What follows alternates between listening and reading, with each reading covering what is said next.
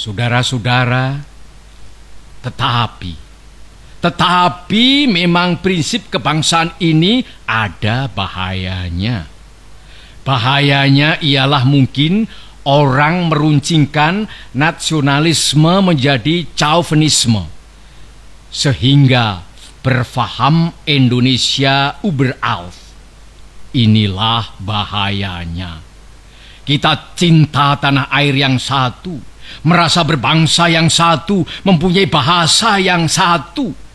Tetapi tanah air kita Indonesia hanya satu bagian kecil saja daripada dunia. Ingatlah akan hal ini. Kita harus menuju persamaan dunia, persaudaraan dunia. Kita bukan saja harus mendirikan negara Indonesia merdeka, tetapi kita harus menuju pula kepada kekeluargaan bangsa-bangsa.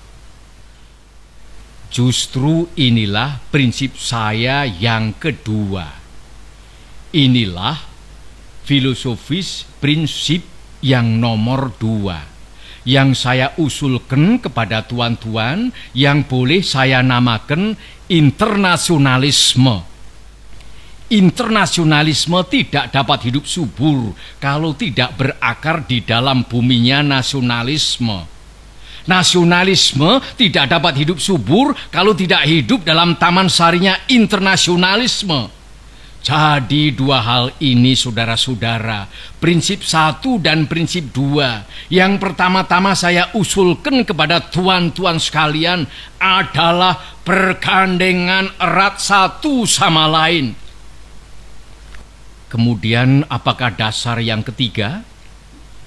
Dasar itu ialah dasar mufakat, dasar perwakilan, dasar permusyawaratan. Negara Indonesia bukan satu negara untuk satu orang, bukan satu negara untuk satu golongan, walaupun golongan kaya. Tetapi kita mendirikan negara semua buat semua, satu buat semua, semua buat satu. Saya yakin bahwa syarat yang mutlak untuk kuatnya negara Indonesia ialah permusyawaratan perwakilan. Dengan cara mufakat, kita perbaiki segala hal, juga keselamatan agama, yaitu dengan jalan pembicaraan atau permusyawaratan di dalam badan perwakilan rakyat.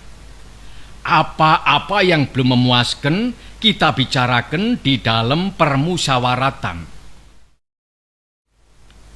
Prinsip nomor 4 sekarang saya usulkan. Saya di dalam 3 hari ini belum mendengarkan prinsip itu, yaitu prinsip kesejahteraan, prinsip tidak akan ada kemiskinan di dalam Indonesia merdeka. Maka prinsip kita harus, apakah kita mau Indonesia merdeka yang kaum kapitalnya merajalela, ataukah yang semua rakyatnya sejahtera, yang semua orang cukup makan, cukup pakaian, hidup dalam kesejahteraan, merasa dipangku oleh Ibu Pertiwi yang cukup memberi sandang pangan kepadanya? Mana yang kita pilih, saudara-saudara? Kita sudah lihat di negara-negara Eropa adalah badan perwakilan, adalah parlementer demokrasi. Tetapi tidakkah di Eropa justru kaum kapitalis merajalela? Di Amerika ada suatu badan perwakilan rakyat, dan tidakkah di Amerika kaum kapitalis merajalela? Tidakkah di seluruh benua barat kaum kapitalis merajalela? Padahal ada badan perwakilan rakyat. Tak lain tak bukan sebabnya ialah oleh karena badan-badan perwakilan rakyat yang diadakan di sana itu sekadar menurut resepnya France Revolusi. Adakah keadaan yang demikian ini kita kehendaki? Saudara-saudara, saya usulkan, kalau kita mencari demokrasi, hendaknya bukan demokrasi barat, tetapi permusyawaratan yang memberi hidup, yakni politik ekonomisme demokrasi yang mampu mendatangkan kesejahteraan sosial, yaitu bukan saja persamaan politik, saudara-saudara, tetapi pun di atas lapangan ekonomi kita harus mengadakan persamaan, artinya kesejahteraan bersama yang sebaik-baiknya. Saudara-saudara, apakah prinsip yang kelima? Saya telah mengemukakan 4 prinsip. 1. Kebangsaan Indonesia. 2. Internasionalisme atau perikemanusiaan. 3. Mufakat atau demokrasi. 4. Kesejahteraan sosial. Prinsip yang kelima hendaknya menyusun Indonesia merdeka dengan bertakwa kepada Tuhan Yang Maha Esa. Prinsip ketuhanan bukan saja bangsa Indonesia bertuhan, tetapi masing-masing orang Indonesia hendaknya bertuhan. Tuhannya sendiri. Yang Kristen menyembah Tuhan menurut petunjuk Isa Al-Masih, yang Islam menurut petunjuk Nabi Muhammad Sallallahu Alaihi Wasallam. Orang Buddha menjalankan ibadatnya menurut kitab-kitab yang ada padanya. Tetapi marilah kita semuanya bertuhan.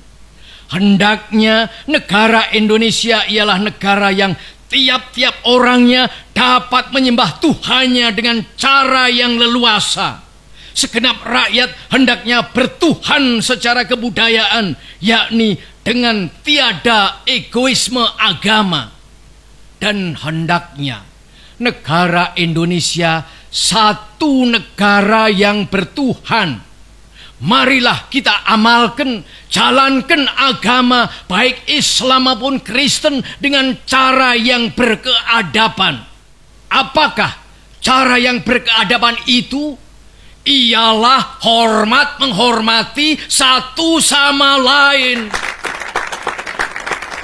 Marilah kita di dalam Indonesia Merdeka yang kita susun ini sesuai dengan itu, menyatakan bahwa prinsip kelima daripada negara kita ialah ketuhanan yang berkebudayaan, ketuhanan yang berbudi pekerti yang luhur, ketuhanan yang hormat menghormati satu sama lain. Hatiku akan berpesta raya jikalau saudara-saudara menyetujui bahwa negara Indonesia merdeka berasaskan ketuhanan yang Maha Esa.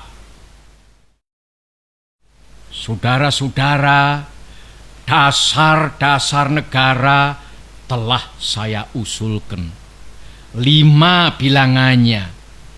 Inikah Pancadharma? Bukan. Nama Pancadharma tidak tepat di sini. Dharma berarti kewajiban. Sedang kita membicarakan dasar. Saya senang kepada simbolik. Simbolik angka pula. Rukun Islam 5 jumlahnya. Jari kita 5 setangan. Kita mempunyai panca indera. Apalagi yang 5 bilangannya? Pendawa 5. Pendawa pun 5 orangnya. Sekarang banyaknya prinsip kebangsaan, internasionalisme, mufakat, kesejahteraan, dan ketuhanan, 5 pula bilangannya. Namanya bukan Pancadharma, tetapi saya namakan ini dengan petunjuk seorang teman kita ahli bahasa. Namanya ialah Pancasila. Sila artinya azas atau dasar. Dan di atas kelima dasar itulah kita mendirikan negara Indonesia kekal dan abadi.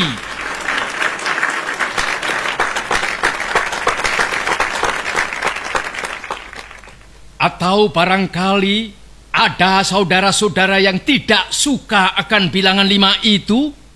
Saya boleh peras sehingga tinggal 3 saja. Saudara-saudara tanya kepada saya, apakah perasan yang 3 itu? Berpuluh-puluh tahun sudah saya pikirkan dia. Ialah dasar-dasarnya Indonesia merdeka. Weltan saung kita. 2 dasar yang pertama, kebangsaan dan internasionalisme. Kebangsaan dan perikemanusiaan. Saya peras menjadi satu. Itulah yang dahulu saya namakan sosionasionalisme. Dan demokrasi yang bukan demokrasi barat, tetapi politik ekonomisme demokrasi, yaitu politik demokrasi dengan sosial rechtvaardigheid, demokrasi dengan kesejahteraan. Saya peraskan pula menjadi satu. Inilah yang dulu saya namakan sosiodemokrasi. Tinggal lagi ketuhanan yang menghormati satu sama lain. Jadi, yang asalnya 5 itu telah menjadi 3. Sosionasionalisme, sosiodemokrasi, dan ketuhanan. Jikalau Tuhan senang kepada simbolik 3, ambillah cara 3 ini. Tetapi barangkali tidak semua tuan-tuan senang kepada trisila ini dan minta satu dasar saja. Baiklah, saya jadikan 1. Saya kumpulkan lagi menjadi 1. Apakah yang 1 itu? Sebagai tadi telah saya katakan, kita mendirikan negara Indonesia yang kita semua harus mendukungnya. Semua buat semua. Jikalau saya peras yang 5 menjadi 3 dan yang 3 menjadi 1, maka dapatlah saya 1 perkataan Indonesia yang tulen, yaitu perkataan gotong royong. Negara Indonesia yang kita dirikan haruslah negara gotong royong. Alangkah hebatnya negara gotong royong.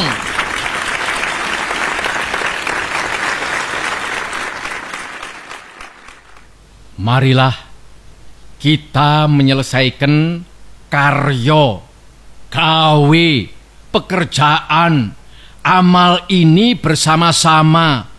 Gotong royong adalah pembantingan tulang bersama, pemerasan keringat bersama, perjuangan bantu binantu bersama, amal semua buat kepentingan semua, keringat semua buat kebahagiaan semua, holopis kontol baris buat kepentingan bersama. Itulah gotong royong.